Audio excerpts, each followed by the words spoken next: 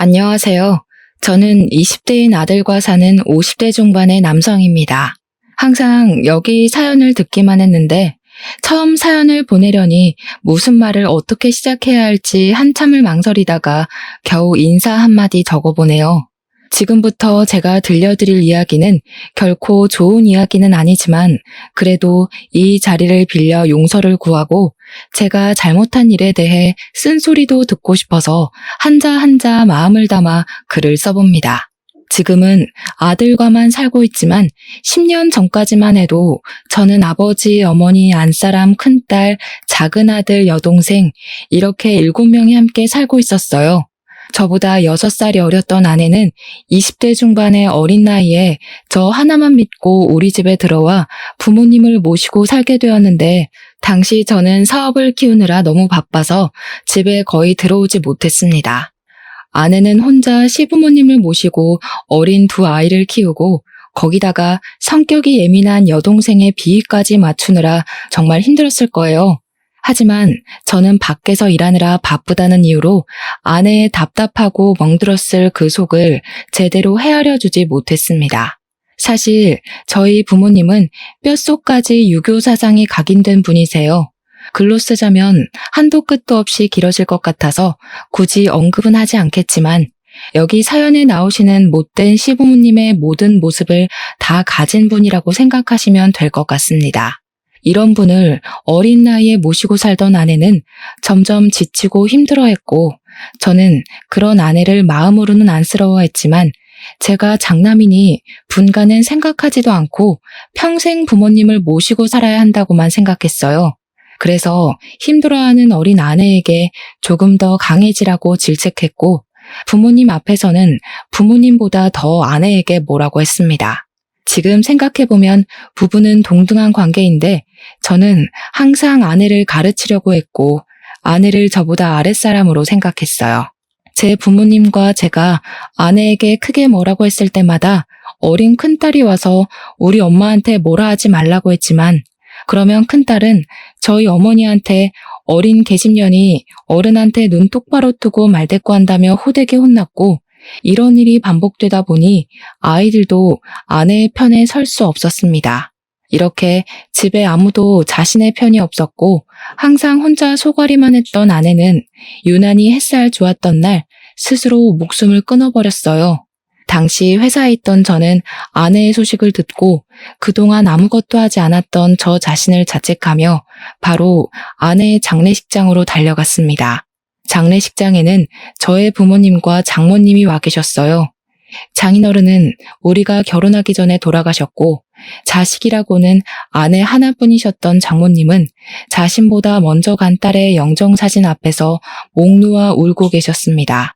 그런데 어머니는 같이 산 며느리가 자신 때문에 스스로 목숨을 끊었음에도 모진 년, 우리 아들 인생 말아먹는 년이라며 욕설을 퍼붓고 계셨어요. 장모님은 어머니의 발언에 더는 화를 참지 못하시고 어머니의 머리채를 잡았고 아내의 장례식은 싸움터가 되었습니다. 제발 그만 좀 하세요.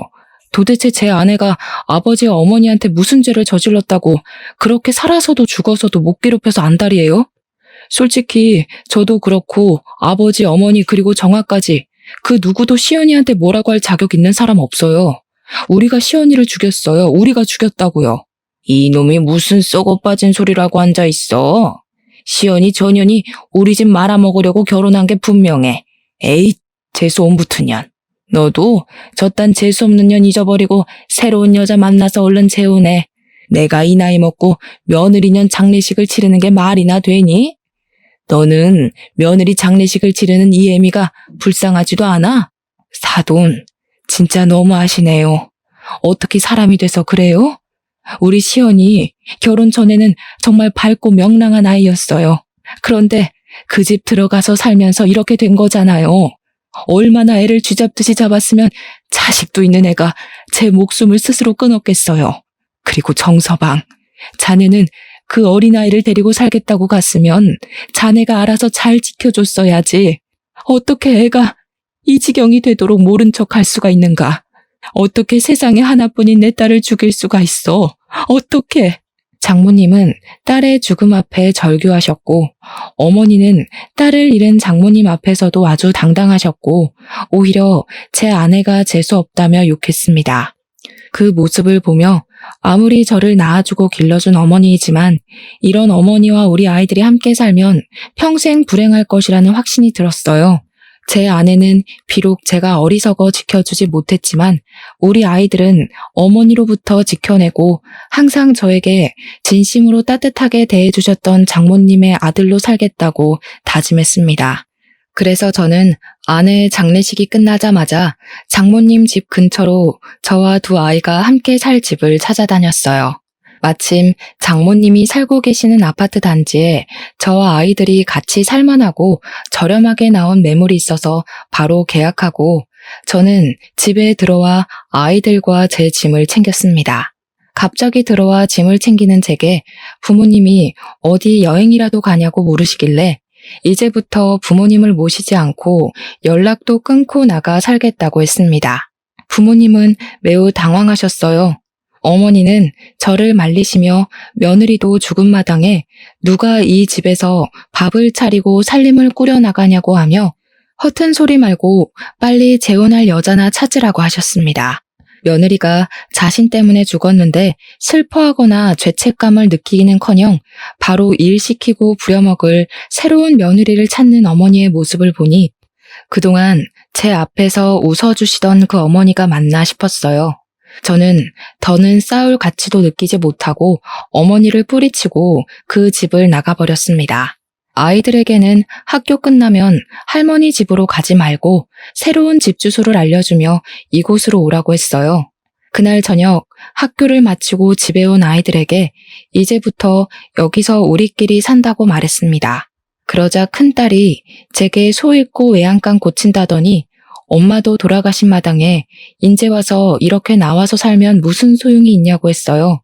그러면서 엄마가 힘들 때는 쳐다보지도 않더니 엄마가 돌아가시고 나니까 이제야 엄마가 그리도 원했던 분가를 하냐며 엄마를 죽게 만든 건 아빠라고 소리를 치고 악을 쓰며 울기 시작했습니다. 저는 그런 딸에게 아무 말도 할 수 없었어요.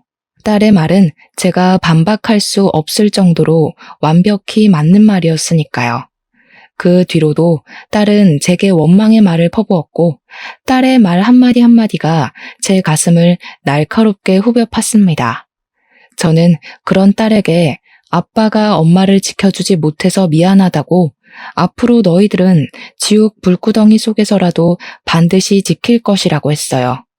이렇게 우리끼리의 첫날은 눈물과 후회와 자책으로 지나갔습니다. 다음 날 저는 장모님을 찾아갔어요. 같은 아파트로 이사를 했고 이제 장모님을 어머니로 모시고 살고 싶다고 말씀드렸습니다. 장모님은 이미 내 딸은 떠났는데 이게 다 무슨 소용이냐고 하시며 다시는 얼씬도 하지 말라고 하셨어요.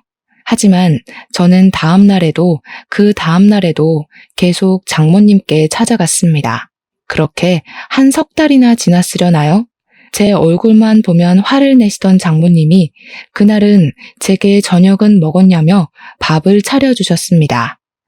오랜만에 장모님의 밥을 먹어서 그런지 아니면 먼저 간 아내가 생각이 나서 그런지 자꾸 눈물이 나더군요. 장모님은 그런 저의 손을 잡으며 이미 간 아이가 이런다고 살아 돌아오는 것도 아니니 이제 잊고 아이들을 봐서라도 힘내서 살아가라고 하셨습니다. 그날 이후로 저와 아이들은 장모님을 종종 찾아뵈었어요. 다행히 아이들은 제 어머니와는 달리 갈 때마다 맛있는 음식과 간식거리들을 만들어주시고 손주들의 이야기 하나하나에 귀를 기울여주시는 장모님을 잘 따랐습니다. 반면 저희 어머니는 아이들의 무시를 당해야 했어요. 한 집에 살 때 큰딸은 계집애라고 구박하고 작은 아들은 우리 집 장손이니 강하게 커야 한다고 하며 정을 일절 주지 않았었거든요. 그래서 아이들이 저희 어머니와 같이 보낸 시간은 많았지만 정은 하나도 없었습니다. 어머니는 제게 전화해서 아이들이 보고 싶다고 했지만 제가 아이들을 보여주지 않자 아이들의 학교까지 찾아왔었대요.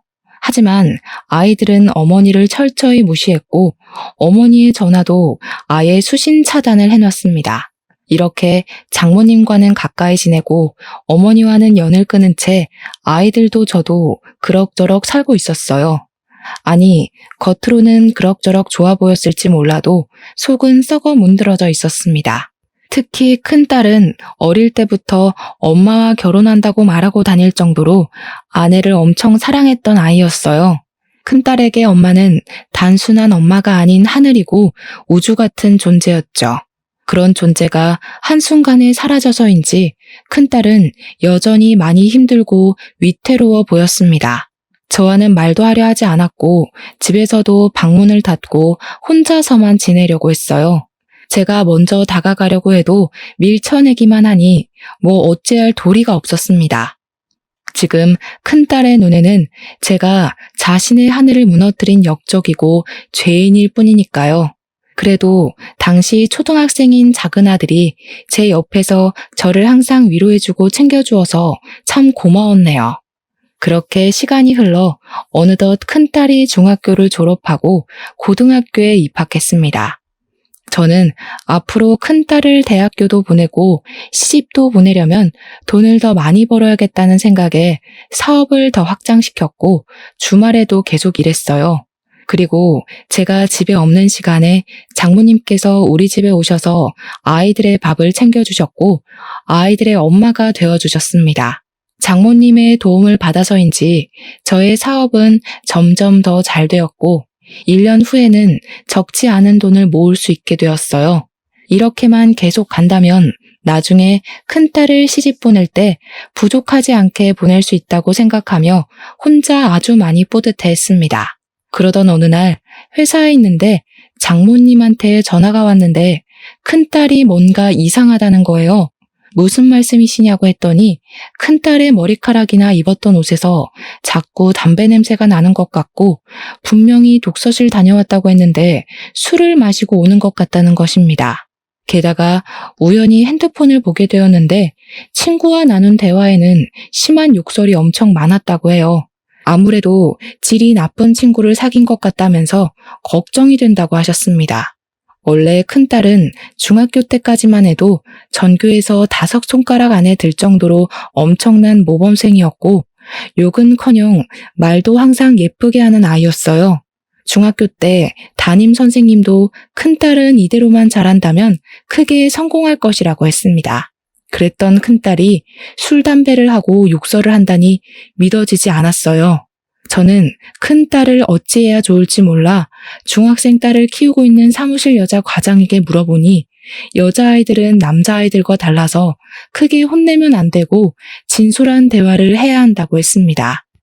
한두 번 말고 꾸준히 오랜 시간에 걸쳐서 대화를 나누며 아이에게 확신과 신뢰를 줘야 아이의 마음이 열리고 그래야 아이의 행동을 변화시킬 수 있다고 했어요.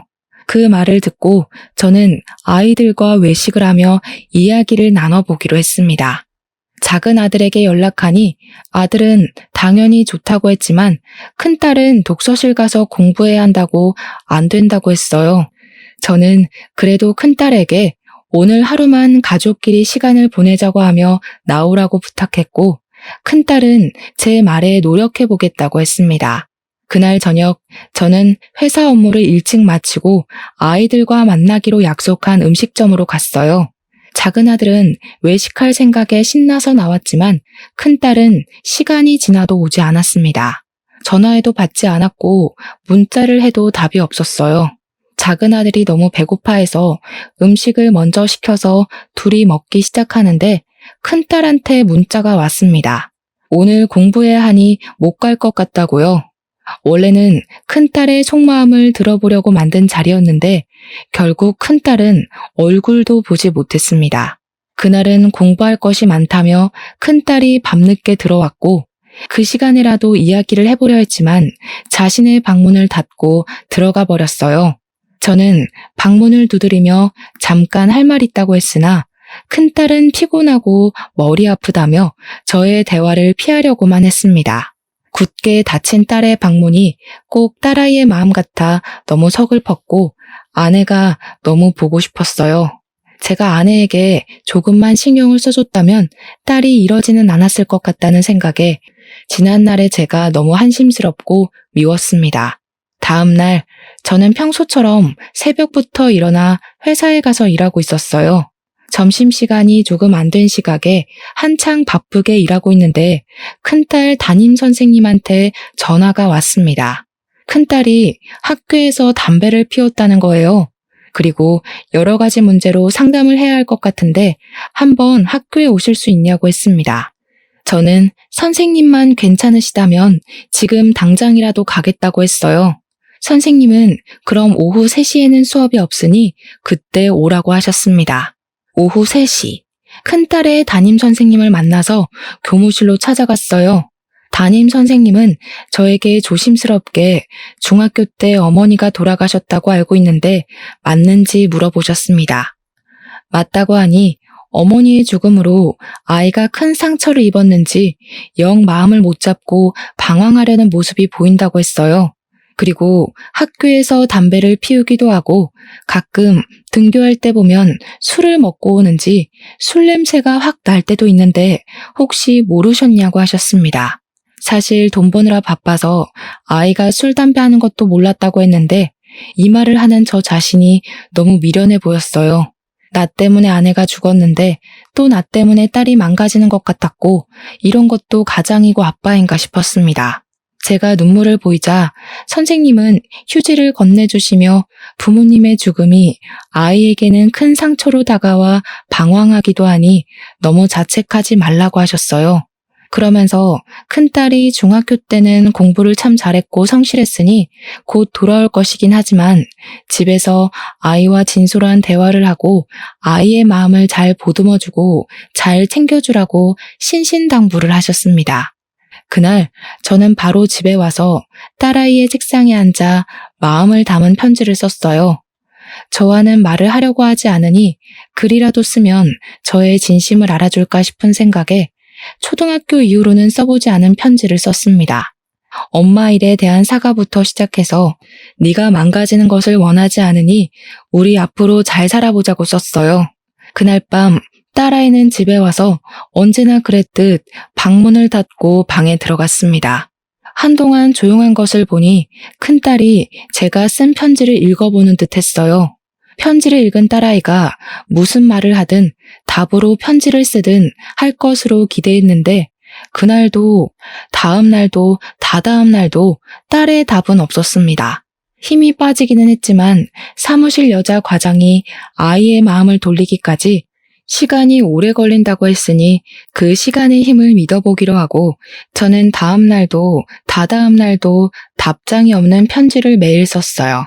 그러나 딸은 편지를 읽어도 답을 주지 않았고 나중에 딸아이 방의 휴지통을 보니 제가 쓴 편지를 찢어버리기까지 했습니다. 큰딸은 저에 대한 분노가 제 생각보다 훨씬 더 큰 것 같았어요. 그렇게 한 달이나 지났을까요? 그날은 회사에서 일찍 퇴근하고 장모님이 큰딸의 팔을 잡아 끌며 집에 오셨습니다.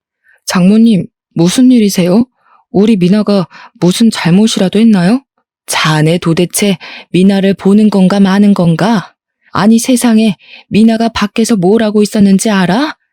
제 친구 돈을 뺏고 친구들의 뺨을 때리고 있었어. 게다가 입에는 담배를 물고 말이야.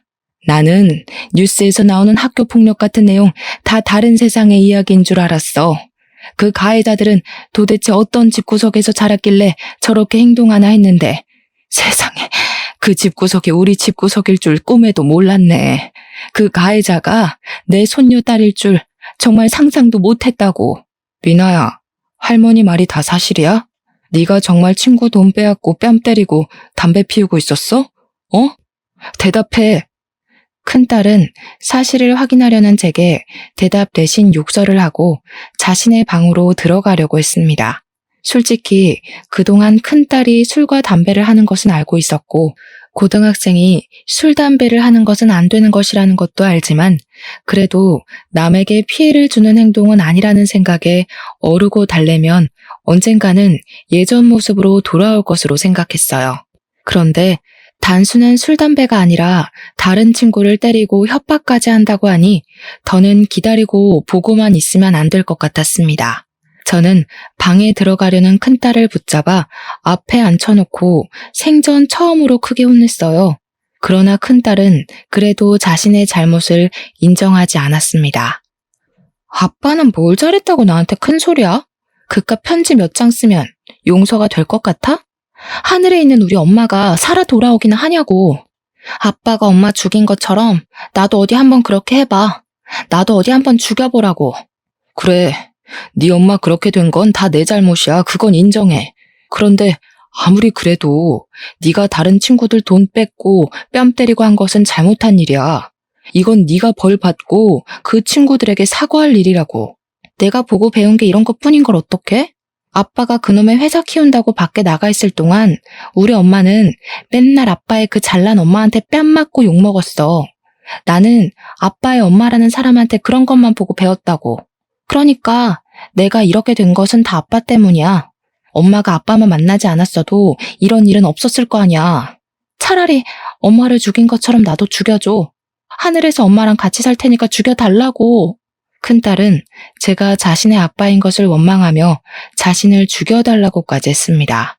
저 자신보다 더 귀하게 여긴 자식이 자신을 죽여달라는 이야기를 듣는 순간 저는 이성을 잃었고 저도 모르게 큰딸의 뺨을 때렸어요.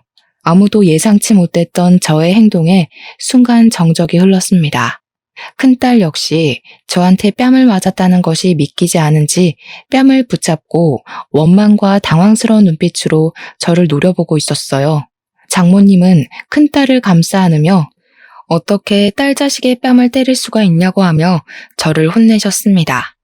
그러고는 큰딸을 안고 방으로 들어가셔서 큰딸을 달래셨고 큰딸은 큰 소리로 울음을 터뜨렸어요. 큰딸에게 미안함과 동시에 그래도 이 자리에 장모님이 같이 계셔서 참 다행이라는 생각이 들었네요. 다음 날 저는 회사에서 오늘 집안일로 못 나간다고 말한 뒤 큰딸의 팔을 잡고 학교로 같이 갔습니다. 담임 선생님께 양해를 구한 후 큰딸의 반으로 찾아가 그동안 큰딸에게 괴롭힘 당했던 학생들을 불러 모아 그들 앞에서 무릎을 꿇고 사과를 했어요. 큰딸은 아주 못마땅한 표정을 지었지만 제가 억지로 사과를 시키고 다시 교무실로 갔습니다. 교무실에서도 딸을 잘못 교육해서 선생님들의 심려를 끼쳐 죄송하다고 진심으로 사과를 한 뒤 큰딸을 자퇴시켰어요. 그리고 집에 와서 큰딸을 방에 넣고 방문을 걸어 잠그고 잠금 장치로 아예 나오지 못하게 했습니다. 큰딸에게 진심 어린 사과를 할 때까지 이 방문 못 열어준다고 했고 저는 그 앞을 지켰어요. 점심시간 정도 되었을 때 큰딸이 갑자기 화장실이 가고 싶다는 말에 어쩔 수 없이 방문을 열어주었습니다. 저는 솔직히 반나절이나 방에 갇혀 있었으니 어느 정도 마음이 누그러졌을 것으로 생각했는데 큰딸은 아니었어요. 방문을 열어주자마자 바로 현관으로 뛰어가더니 그대로 집을 나가버렸습니다. 붙잡으려 했지만 얼마나 날쌔고 빠른지 금세 제 시야에서 사라져버렸어요. 처음에는 경찰에 실종 신고라도 할까 했는데 어차피 돈과 핸드폰도 없이 나갔으니 조만간에 다시 돌아올 것으로 생각했습니다. 역시나 저의 예상대로 일주일 뒤 딸이 거짓골로 집에 나타났어요. 일단 저는 배고팠을 큰딸에게 밥을 차려주었고 큰딸은 제가 차린 밥을 허겁지겁 먹었습니다. 밥을 다 먹은 큰딸에게 고등학교 자퇴를 하기는 했지만 그래도 고등학교 졸업은 해야 하지 않겠냐고 하며 일단 검정고시로 졸업장만 따라고 했어요. 그렇게 하고 나면 그 뒤로는 제가 크게 터치 안 하고 모아주겠다고 했습니다. 큰딸은 밖에서 호되게 고생을 하고 와서 그런지 제 말에 순순히 동의했어. 저는 큰딸에게 검정고시 책을 사다 주었고 큰딸은 집에서 공부하기 시작했습니다. 원래 공부를 아예 못하던 아이는 아니라서 그런지 바로 다음 해 검정고시에 합격하여 고등학교 졸업장을 딸 수 있었어요. 저는 졸업장을 딴 후로 마음을 먹고 일이든 공부든 시작할 줄 알았습니다. 그러나 큰딸의 방황은 여전히 끝나지 않았어요. 큰딸은 밤만 되면 나가서 친구들을 만나 술을 먹고 다녔습니다. 저는 큰딸에게 그래도 한 번뿐인 젊은 시절인데 술만 먹고 다닐 것이냐고 하며 공부를 못했던 것도 아니니 차라리 대학교에 가라고 했어요. 큰딸은 무슨 대학교냐고 하며 공부하기 싫다고 하길래 그럼 직업 전문학교 같은 곳에서 제빵이나 미용을 배워보라고 했습니다. 그랬더니 미용에는 관심이 있다며 미용 기술을 배워보고 싶다고 하길래 바로 미용 학원을 등록해줬어요. 저는 학원만 등록하면 알아서 배울 줄 알았는데 그 후에도 미용 가위와 같은 재료가 필요하다며 돈을 달라고 했습니다. 큰딸이 마음을 잡고 한다는데 당연히 해줘야겠다는 생각이 들어 저는 딸이 원하는 대로 돈을 주었어요. 그런데 분명히 미용 학원을 간다고는 하는데 매일 술을 먹고 돌아다니는 것 같았습니다. 그리고 저는 분명히 재료값을 다 보내주었는데도 매달 카드값이 엄청나게 나왔고 옷마다 담배 냄새가 너무 많이 났어요. 원래 큰딸이 담배를 피우는 것은 알았지만 이것은 단순히 담배를 피운 정도가 아니라 담배 연기에 샤워했나 싶을 정도로 너무 심하게 냄새가 나는 거예요. 미용 학원에 다니는 것 같지도 않고 도대체 매일 어디를 가나 궁금해서 회사에 출근한 척하며 딸의 뒤를 몰래 밟았습니다. 딸은 미용 학원을 간다고 해놓고서는 미용 학원에서 그리 멀지 않은 도박장을 다니고 있었어요. 저는 큰딸이 도박장에 들어가려는 순간 큰딸을 붙잡고 이런 곳에 2번 다시 다니지 말라고 했습니다. 큰딸은 자신이 고등학교 졸업장만 따면 뭘 하든 아무 터치도 하지 않는다고 해놓고서는 왜 뭐라고 하냐며 저를 밀치고서는 도망갔어요. 바로 잡으려고 했지만 놓쳐버렸고 당연히 제 전화는 받지도 않았습니다. 저는 일단 집에 가서 딸을 기다렸어요. 하지만 밤이 늦도록 딸은 집에 들어오지 않았고 저는 반드시 얼굴을 보고 대화를 해야겠다는 생각에 뜬 눈으로 밤을 새웠습니다. 다음 날까지도 딸이 들어오지도 않고 연락되지도 않아 경찰에 신고해야겠다는 생각에 경찰서로 가려고 했어요. 경찰서로 가기 전에 혹시 딸이 있을까 싶어 어제 갔던 도박장에 가보았습니다. 도박장 앞에 딸이 있긴 있었어요. 그런데 어딘가를 멍하게 보고 혼이 나가 있었습니다. 제가 왜 저러지 싶어 딸의 눈을 따라가 보았는데 저는 눈앞에 펼쳐진 광경에 깜짝 놀랐습니다. 딸의 시선 끝에는 장모님이 머리에 피를 흘리며 누워 계셨어요. 저는 일단 119에 신고하고 나서 딸에게 도대체 이게 무슨 일이냐고 했습니다. 딸은 횡설수설하며 그냥 할머니가 들어가지 말라고 해서 살짝 할머니를 밀쳤는데 할머니가 이렇게 되어버렸다고 하는 거예요. 정확히 무슨 일인지 듣기 위해 도박장 근처에 있던 다른 사람들에게 물어보니 큰딸이 도박장에 들어가는 것을 본 장모님이 큰딸을 말렸고 이 과정에서 몸싸움이 났다고 합니다. 그러다가 큰딸이 장모님을 밀쳐서 넘어지셨는데 바닥에 있던 돌멩이에 장모님의 머리가 세게 부딪힌 거예요. 딸은 정말 이렇게 될 줄은 몰랐다며 여전히 넋이 나가 있었습니다. 잠시 후 구급차가 와서 장모님이 병원으로 이송이 되긴 했지만 이미 출혈량이 너무 많아 병원에 도착하기도 전에 장모님은 돌아가셨어요. 장모님이 돌아가셨다는 구급대원의 말에 큰딸은 할머니를 부르짖으며 죄송하다고 했고 우리는 병원에 도착하자마자 바로 장례식 준비를 해야만 했습니다. 장모님의 영정사진이 준비되고 장모님에게는 남편이나 자식이 없어 제가 상주 역할을 했어요. 큰딸은 여전히 울고 난리가 났습니다. 그렇게 우는 큰딸을 보며 이제는 딸이 정신 차리고 살 것으로 확신했어요. 아내가 큰딸의 우주이고 하늘이었다면 장모님은 큰딸에게 아낌없이 주는 나무와 같은 존재였습니다. 장모님은 언제나 큰딸 옆에서 큰딸에게 필요한 것들을 내어주시는 분이었거든요. 그런 장모님이 큰딸 자신의 실수로 돌아가셨으니 이제 남은 생은 최선을 다해 살겠다는 생각이 들었습니다. 그렇게 눈물과 탄식으로 장례식 첫째 날은 정신없이 흘러갔어요. 그리고 둘째 날 오전에 입관식을 했습니다. 장례식 직원의 안내에 따라 입관실로 가니 큰 유리창이 있었고 그 건너편에 장모님이 누워 계셨어요. 직원들은 정성스럽게 장모님께 수의를 입혀드렸고 마지막 인사를 하러 장모님 옆으로 갔습니다. 장모님은 곱게 화장을 하고 눈 감고 계셨어요. 지금 당장이라도 일어나셔서 우리 사위 왔냐고 하시며 제 손을 잡아주실 것 같았지만 감긴 장모님의 눈은 떠지지 않았고 손은 얼음보다도 더 차가웠습니다. 큰딸도 자신 때문에 이렇게 되신 할머니의 모습을 보며 죄송하다고 연신 말하며 오열을 했어요. 이렇게 눈물의 입관식을 한 후 오후에는 밀려오는 손님 맞이로 눈코 뜰 새가 없이 바빴습니다. 제 회사 직원들도 오고 평소에 장모님을 잘 알고 계시던 친지분들도 많이 오셨어요. 장모님의 친지분들은 건강했던 사람이고 평소에 손녀딸 자랑을 하고 다녔는데 어떻게 일이 될 수가 있냐며 큰딸을 보고 혀를 끌끌 차셨습니다. 큰딸은 고개를 푹 숙인 채 아무 말도 하지 못하고 죄인처럼 있었어요. 그리고 밤이 되었습니다. 저는 장모님의 장례식으로 들어온 부조금을 확인하고 돈을 잘 정리한 뒤 보이지 않는 안전한 곳에 넣고 바로 잠이 들었어요.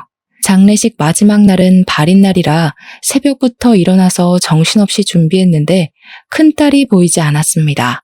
처음에는 화장실을 간 줄 알았는데 발인 시작 직전까지도 큰딸이 나타나지 않았어요. 저는 저와 아이들의 짐을 챙기면서 부조금도 챙겼는데 어제와는 달리 부조금 봉투가 이상하게 얇았습니다. 그 안을 보니 어제 정리해둔 돈은 온데간데 없고 웬 종이만 하나 있었어요. 종이를 펼쳐보니 큰딸의 죄송하다는 편지였습니다. 저는 설마 하는 생각에 큰딸에게 전화를 걸었지만 큰딸은 당연히 전화를 받지 않았어요. 순간 뒤통수를 세게 맞은 기분이 들었습니다. 직원에 서둘러야 한다는 말에 다시 정신을 가다듬고 이 상황을 정리해보니 정신을 차린 줄만 알았던 큰딸이 자신 때문에 돌아가신 할머니의 부조금을 가지고 도망을 간 것이에요. 장례식장 직원이 지금 바로 출발해야 한다는 말에 어쩔 수 없이 화장터로 향했는데 화장터에서도 납골당에서도 큰딸의 모습도 보이지 않고 제 전화를 받지 않았습니다. 모든 장례식 일정이 마치고 저녁에 집에 와서도 큰딸은 전화를 받지 않았고 집에 들어오지도 않았어요.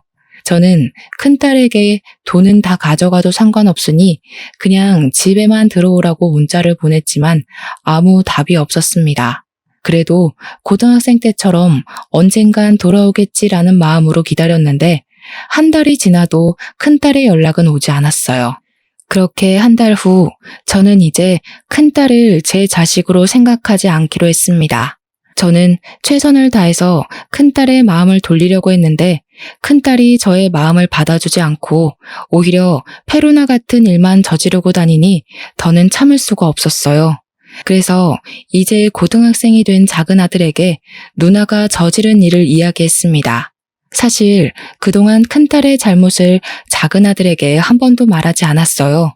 아무래도 자신의 누나이기도 하고 이번 일을 계기로 큰딸이 바뀔 것이라 확신을 했기 때문에 굳이 작은 아들에게 누나의 잘못을 말할 필요는 없다고 생각했습니다. 그러나 지금 상황이 이렇게까지 되어버린 이상 작은 아들도 이 모든 사실을 다 알아야겠다는 생각이 들었어요.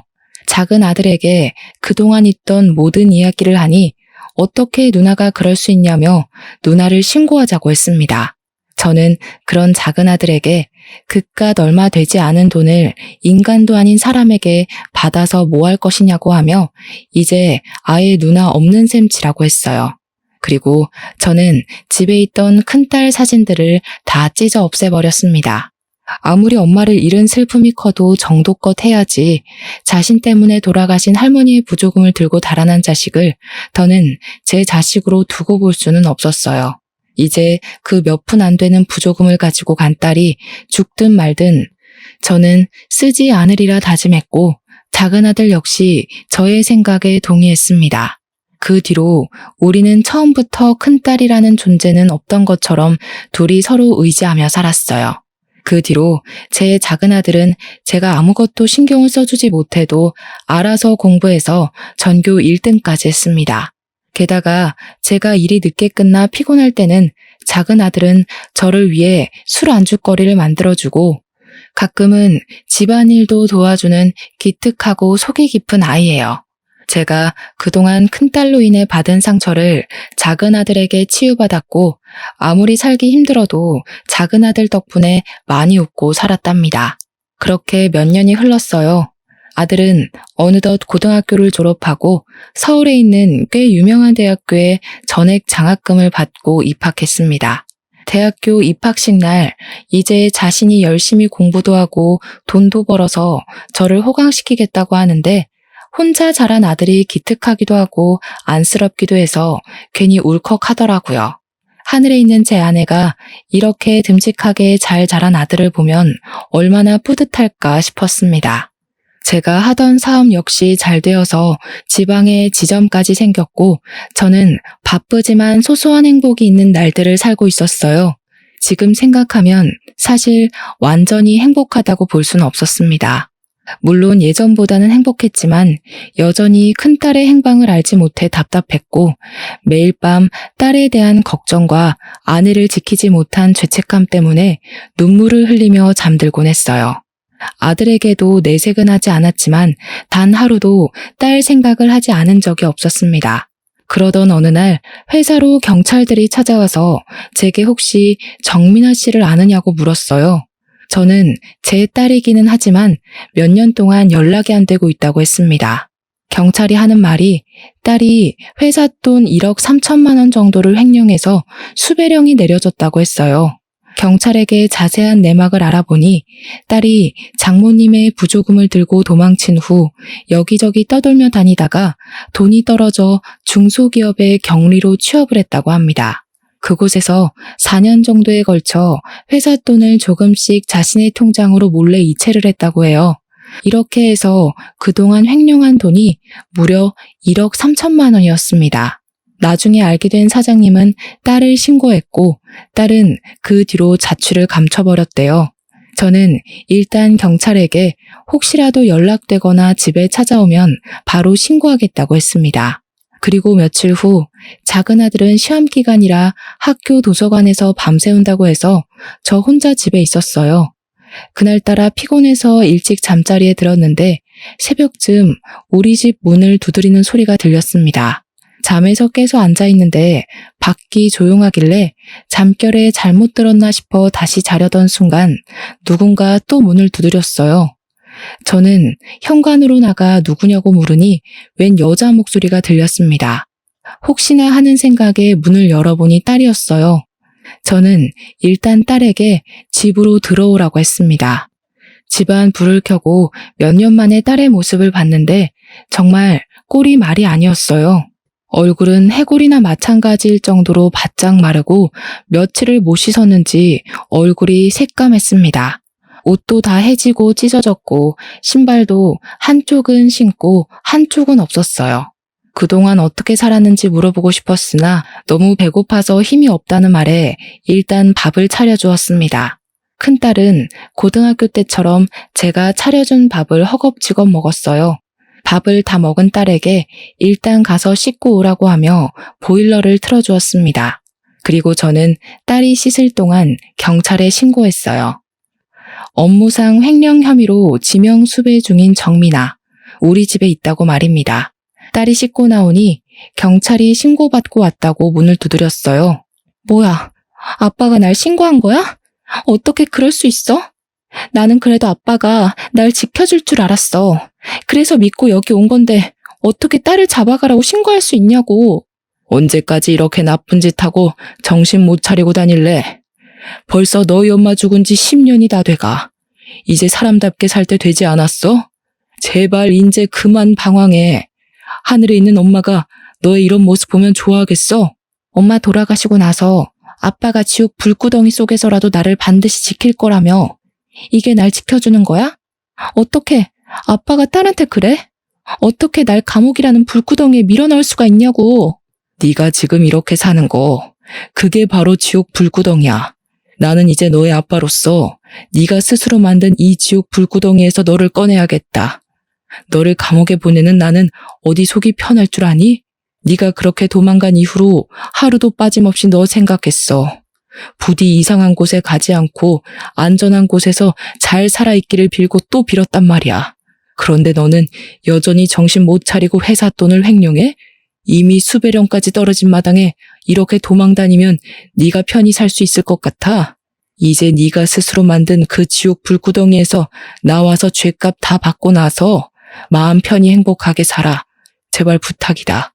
저는 이 말을 큰딸에게 하고 대문을 열었습니다. 문 앞에는 출동한 경찰들이 대기하고 있었고 바로 집에 들어와 큰딸을 붙잡았어요. 큰딸은 못 가겠다고 발버둥을 쳤지만 바로 경찰들에게 붙잡혀 검찰로 송치되었고 징역 1년 6개월을 선고받았습니다. 그렇게 저는 큰딸을 제 손으로 직접 감옥에 보내게 되었어요. 큰딸의 형이 확정된 날 저는 집에서 목 놓아 울었습니다. 아무리 연을 끄는 자식이라고는 하지만 그래도 제 자식이 감옥에 들어갔는데 마음 편할 부모가 세상 어디에 있겠습니까? 먼저간 아내에게도 미안하고 장모님께도 너무 죄송스러웠어요. 그나마 다행인 건 어제 큰딸에게 편지가 왔는데 밖에서 도망다니며 살 때보다 지금이 더 마음이 편하다고 합니다.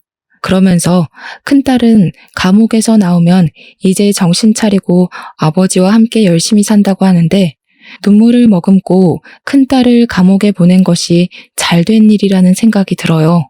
이렇게 저는 저의 무심함과 무능력함으로 아내를 먼저 하늘에 보내고 큰딸은 감옥에 보내버렸습니다. 아내를 하늘에 보낸 건 후회되지만 큰딸을 감옥에 보낸 건 후회되지 않아요. 큰딸이 자신의 죗값을 다 받고 세상에 다시 나와 제대로 된 사람 구실을 할 때까지 저는 큰딸을 도와주며 힘내서 살아갈 것입니다. 그래야 나중에 하늘에서 제 아내를 다시 만났을 때 아내를 떳떳하게 볼 수 있을 것 같아요. 사연을 쓰다가 창문을 보니 오늘 날씨가 참 좋습니다. 이렇게 좋은 날 다시는 오지 못할 소풍을 떠난 아내가 너무 보고 싶네요. 아내는 그 젊고 고운 나이에 저 세상에 간 후로 제 꿈에서조차 한 번도 나타나지 않았습니다. 그런 아내가 조금은 원망스러울 때도 있지만 한편으로는 결혼 후 한 번도 도움이 되지 못한 제가 얼마나 미웠으면 이렇게 나타나지 않나 싶기도 해요.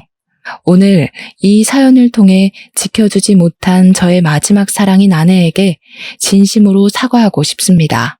부디 저의 이 이야기가 하늘에까지 닿아 아내가 저의 사과를 받아주어 오늘 밤 꿈에는 꼭 나와줬으면 좋겠어요. 그리고 감옥에 있는 제 딸에게도 아빠가 도움이 되지 못해 미안하고 앞으로는 큰 딸의 인생에 도움이 되는 아빠가 되겠다는 말을 전하고 싶습니다. 또 제 목숨보다도 더 사랑한다는 말을 꼭 하고 싶어요. 장남이라는 허울을 뒤집어 쓰고 제 가족조차도 지켜내지 못했던 지난 잘못을 교훈 삼아 앞으로는 제게 남은 딸과 아들을 온전히 지키며 현명한 가장이 되도록 노력하겠습니다. 저의 사연은 여기까지입니다. 부족한 글솜씨라 글이 뒤죽박죽이지만 끝까지 들어주셔서 감사합니다. 이렇게 좋은 날 옆에 있는 가족들과 따뜻한 하루 보내시길 바랍니다.